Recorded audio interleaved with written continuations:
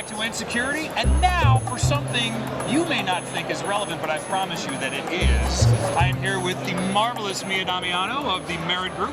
Thank you for having me. That's a lot of alliteration, but we'll get past that, I'm sure. Everyone loves alliteration. Let's get this out in the open first. I don't want to out you, but I'm going to. You are in PR. I am. Black Hat began its life as a hacker show. Some would say it has become a bit corporate. Some would say your industry has something to do with that. I think that's a good thing. I think most of us think that's a good thing. Yeah, I would agree. I think that the people that are complaining about it are the people that want it to stay in the dark, and they want to be part of that fringe society and that culture. But realistically, we're talking about real issues.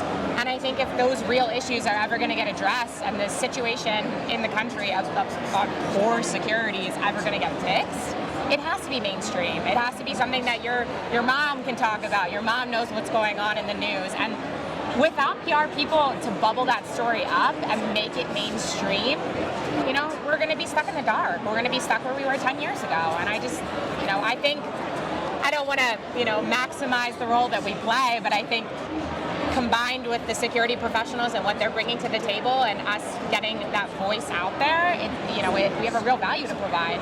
Well, is it fair to say when WannaCry broke a few years ago, that actually made the front page of the USA Today? Yeah, and that was a game changer. Right, and it's nothing to disparage USA Today, but it's written at a third grade reading level, and that's your job, is to take this type of geek speak and turn it into something that people can understand who aren't in this industry every day. Yeah, I mean, it's a very technical story. Like, not everybody is a security expert, and I think you have to take the people that can speak to the media, speak to the mainstream press, speak to the everyday Joe, your grandma, your mom, your aunt, your uncle. That's our role. It's taking what those security researchers are putting together and broadcasting it in a way that's understandable. And I think the big key there is storytelling. We talked about the report we just put together where we just talked about how storytelling is so critical.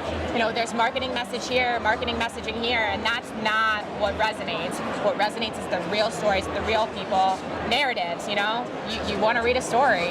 Well, you mentioned the report. Let's talk about that a little bit, or at least the process behind it. Yeah. When you do the research, you've created something that is a deep dive and it's got real value. How do you get that from the brains of the researchers, the development team, whoever, into the hands of a Forbes, a Wall Street Journal? I mean, we all love the tech press, but a lot of people who are making decisions don't read, I don't even say The Verge. The Verge isn't even made. Yeah, I mean, it's conversations like these, first off, having real conversations about what matters, but I also think it's finding a common thread, finding what makes those stories resonate with those bigger audiences. When you talk about WannaCry, the reason it made front page news was because there was a real impact that people understood.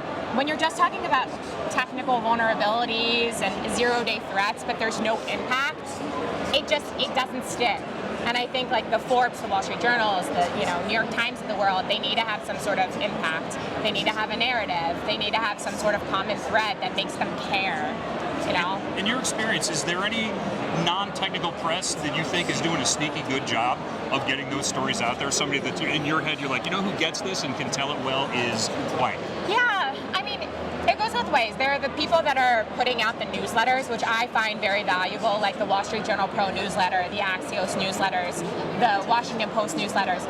They're taking a lot of what's going on there and digesting it in a very easy to read format, which is great. People's attention spans are just so small at this point. And I think taking what's going on and making it digestible is key.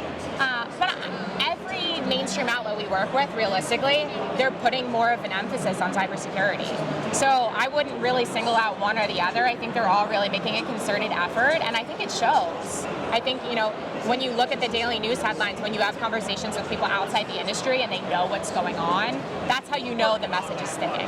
For people that are looking for more fascinating insight from the marvelous Mia Damiano, where can they find you? What are you up to? You can find me at Merritt Group, obviously. Tell the world.